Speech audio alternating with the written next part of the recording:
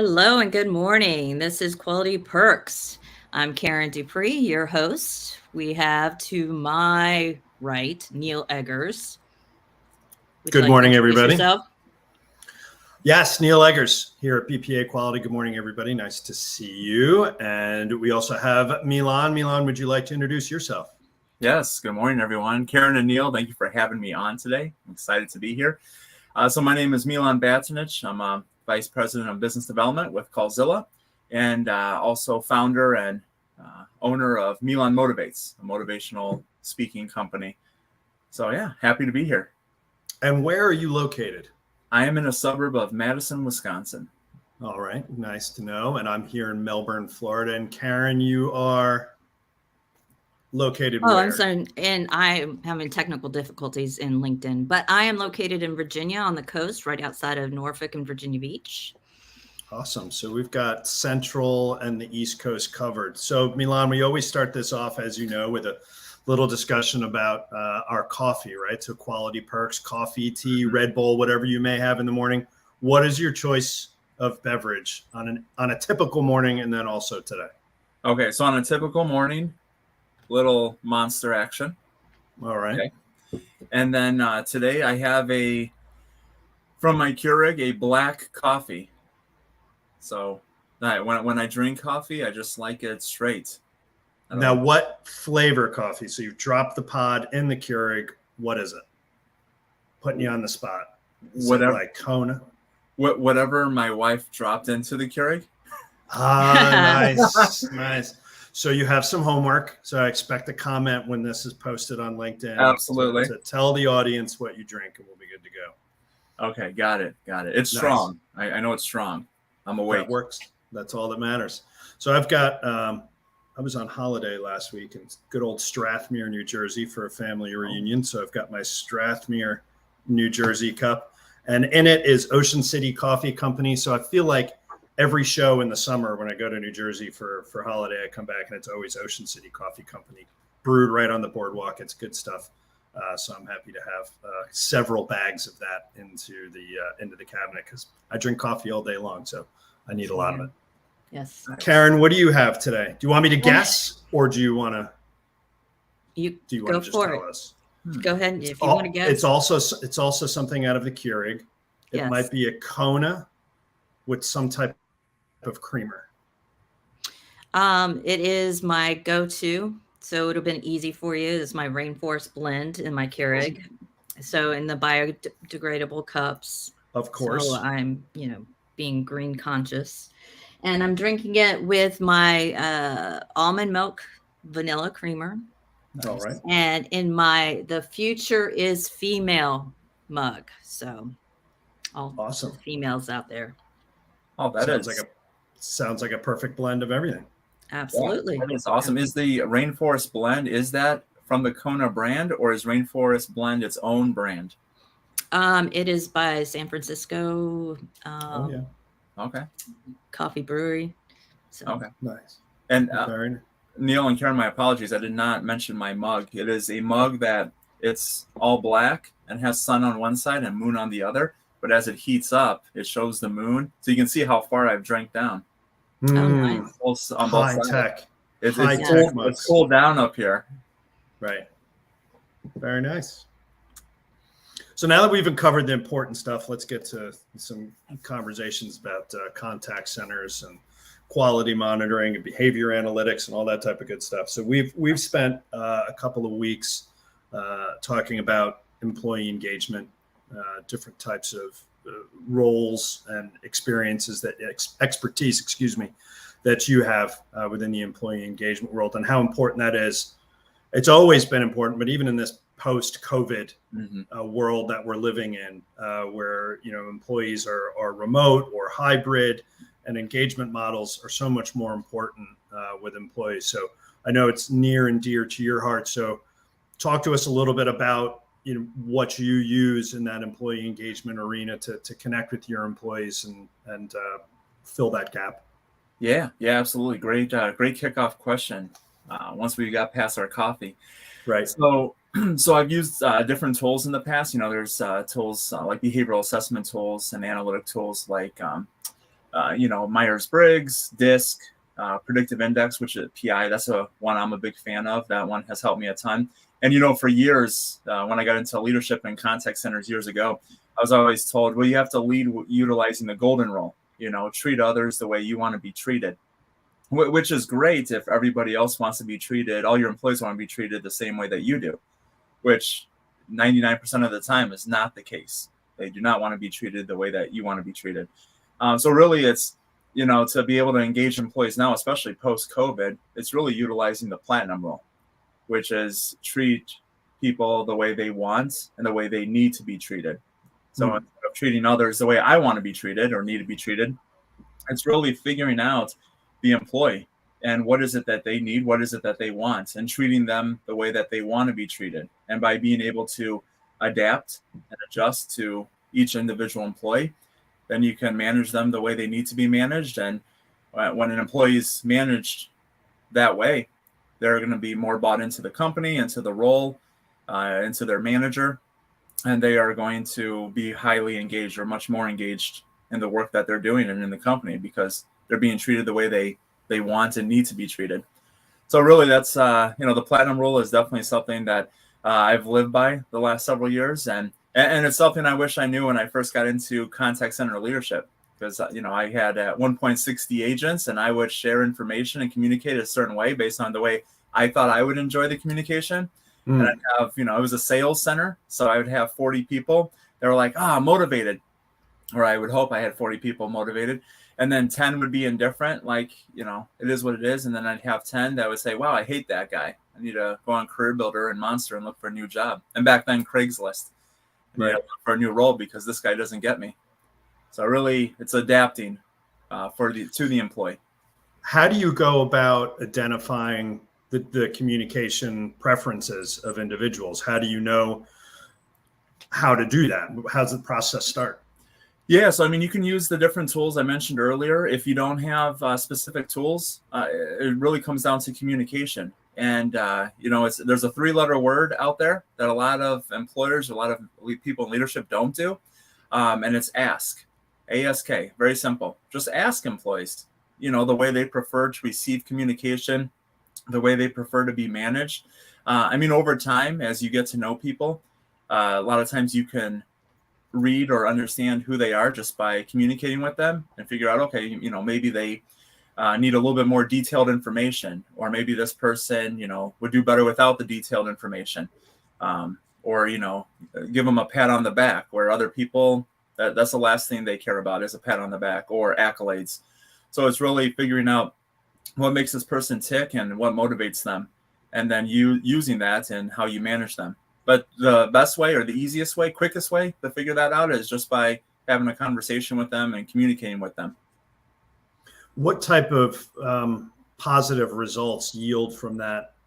It's pretty self-explanatory, but in your experience in working with different organizations, what can contact centers expect to achieve by having a more inline communication style with individuals, as opposed to numbers on the wall, AHT and, all these different metrics that drive contact centers. And we're constantly pointing to those things. But I'm almost thinking, as we're talking about, there's that correlation between getting away from AHT, right? Not caring, developing more of a relationship with our customers. That's what's important.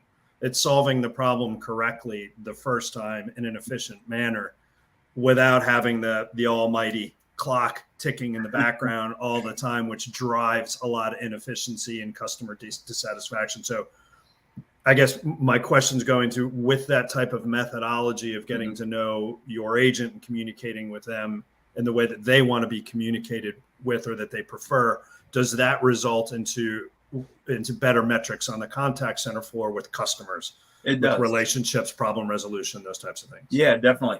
So what I've seen over the years is, besides higher employee engagement, higher employee retention. So, it lowers attrition. People aren't looking for another job because they're happy with the job they're doing or where they're working.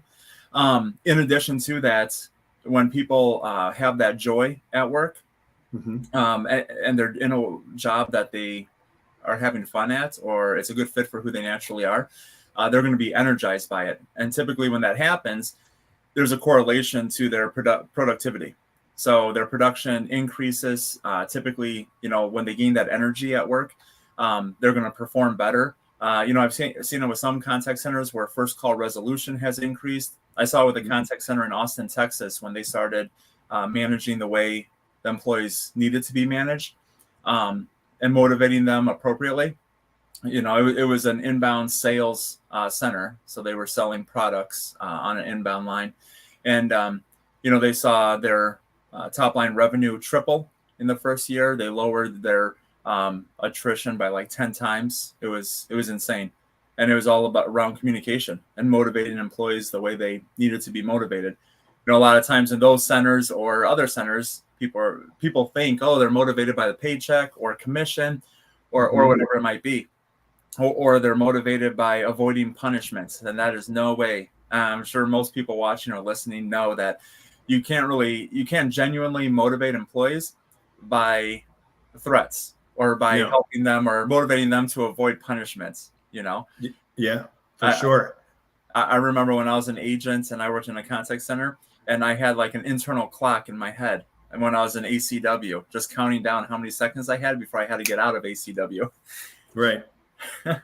Yeah. And one of the things we talk about a lot is even from the hiring process, if you're an organization that has that methodology, that employee engagement methodology, and you evangelize about it, and it's a part, of the fabric of everything that you do, employees are interviewing, prospects are interviewing companies just as much as the company's interviewing, the employee. So if an organization has that type of methodology woven into the fabric of everything that they do, that's going to be more attractive to that potential new hire, because they know that that's the type of engagement that they're going to be getting, as opposed to the churn and burn contact center.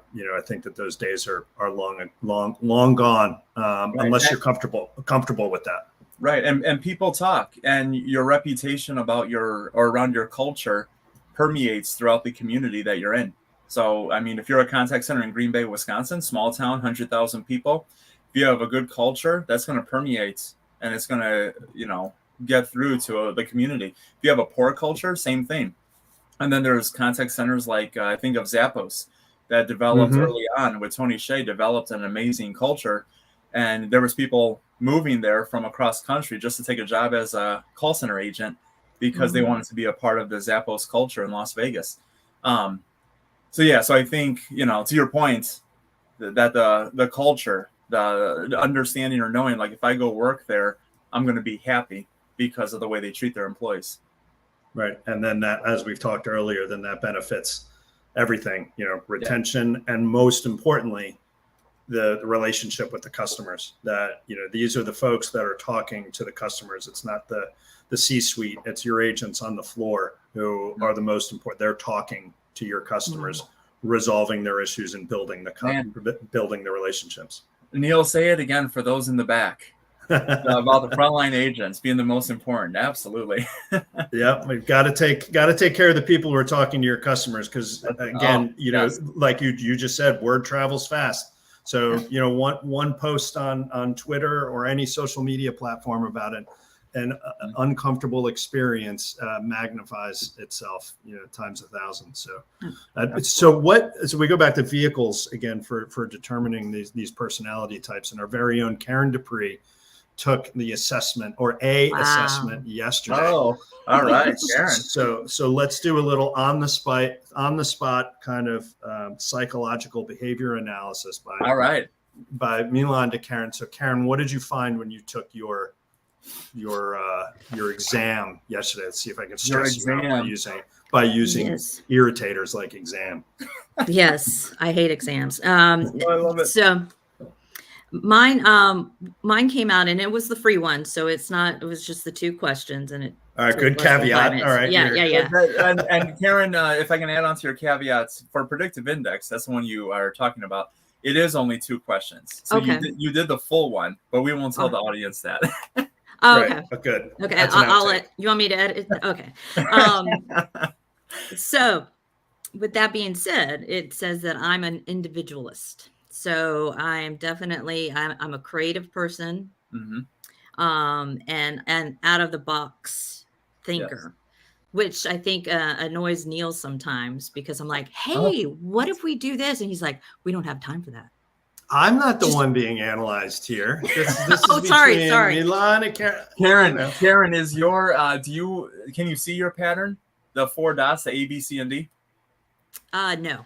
Oh, okay. So that's probably why. Yeah. Okay. So yeah. Oh, go ahead. Keep going. I'm sorry. No, you go ahead. You're the expert. And I just took the test. So. Okay. So when we look at human behaviors and motivations, there's 4 primary natural drives that these assessments measure, and different companies call them different things. And based on those drives, it determines what your needs are, and then your needs cause behaviors. So it looks at how your drive to acquire and to achieve. So kind of your dominance. Looks at how much social interaction you need with other people. Looks at how much patience you have. Type of work environment that would be best suited for you. Really unleashes everything that you are, who you are. And then your formality or your attention to detail, how detail oriented you are, how many rules you need to follow. So there's within PI, there's 17 different profiles. So an individualist is one of 17. And yeah, just the way you described it, you're somebody that's going to be more task oriented. So you're going to get stuff done. You're also going to be the type of person where you'll be a little bit more risk tolerant, kind of goes with the outside the box thinking, well, let's try it. If it doesn't work, then let's just try something else. So you're a little bit more flexible. When it comes to rules, I would say an individualist, you're the type of person where you'll follow the rules if you're philosophically aligned. So if you agree with the rule, then you'll follow it. If you disagree with the rule, it's not that you won't follow the rule, but you'll voice your opinion or that you disagree with the rule. And here's why you disagree, and here's how you think it would be a better rule, and what changes can be implemented to that rule. So definitely you don't mind, or you're willing to share your opinions, and like you said, outside the box thinker, creative. Definitely. And when it comes to failure, typically you'll be undaunted. So if you have an idea, you try it and you fail, you're not going to hit a brick wall. Some people hit that brick wall and they're like, well, I failed, I'm done. You'll hit that wall and then you just keep going through and you're like, all right, let's try something different and let's switch it up. Let's modify. That's me. Sometimes I think I should have been an engineer. I'm just trying to keep quiet and not get myself in trouble at 11 o'clock on a Thursday morning. But I think that's spot on, Karen. I think the analysis. Do you agree with? I do. I'm a little bit less. I'm analytical and the factual part, but I also have this I'm a Gemini. I don't know if that probably has nothing to do with it, but I have this dual personality. So I'm kind of free thinking as well. So that's the only thing that I would add to my personality trait of the individualist.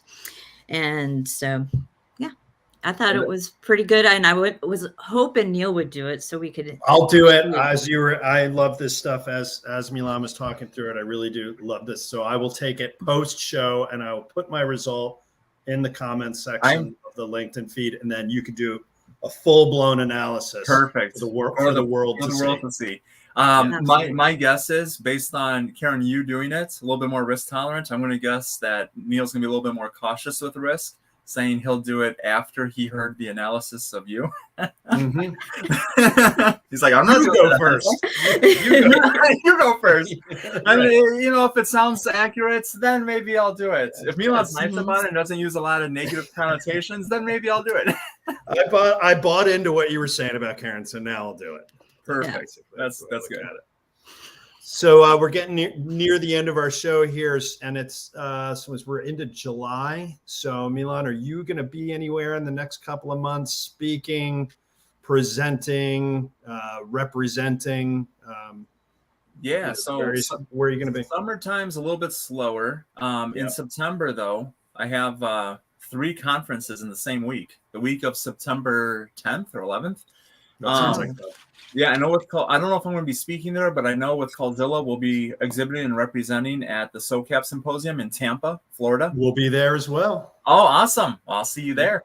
And then that ends Tuesday evening, the 12th. And then on the 13th, I fly to Austin, Texas. And on Thursday, September 14th, I'm speaking at the Austin Contact Center Alliance Symposium in the morning. And in the afternoon, I'm speaking at UCX USA. So it worked out nicely that both conferences are the same day in Austin, Texas.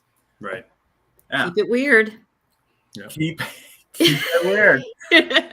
For those that don't know, that's Austin's slogan. Yeah, not what you're presenting on. No. Right. Oh my goodness. Sorry. I should have prefaced that. Well, we managed 21 minutes of keeping it on the rails before it came off. So that's based on our earlier conversations. I think we should be proud, the three of us, that we made it 21 minutes. I'm very pleased. I don't know if pleased is the right word. I'm surprised. Right. That we survived that long. Yeah. Well, very much. I could go all day. Let's do it. Right. Yeah. I think that social media might get mad at us. But with that, I'll bring us to a close. Milan, thank you so much for joining us here on Quality Parks. Really enjoyed our conversation. Thank you for having me. We look forward to seeing you at SoCap here in September. And a shameless plug for our next episode coming up in a couple of weeks. We have another good SoCapper from Jabra who's going to be joining us. So we're looking forward to that. Stay tuned for that next episode. Yep. So Karen, anything else to add before we sign off? Nope. Looking forward to a great summer. Milan, I loved our conversation. Hopefully we have more of these, and maybe we can even do a live one at SoCap. That would be fun. Oh, let's do it. That'd be great. Partnership. Yeah. Happy 4th Thinking of outside July. the box. Yeah. How about you two do it, and if it works, I'll join you. Yeah. Neil will stand in the shadows watching, and then he'll hop in and be like, "Sorry, I'm late, guys. This seems like it's going well." Right at the end. He'll bring the Wasn't that camera. wonderful? He'll hold the camera and he'll hold the mic. How about that? Yeah. Oh, there He's you like go. going to be what is his name? Insult dog or whatever. Yeah, and then he can, like, if he has something to say, then he can just turn the microphone towards himself. Exactly. Only after I see that's working well. Right. Exactly. Awesome. We'll make it look easy. Well, happy 4th of July to the two of you. If you're traveling, travel safe. And thanks again. We'll talk to you soon. All right. All right. Thanks, guys. All right.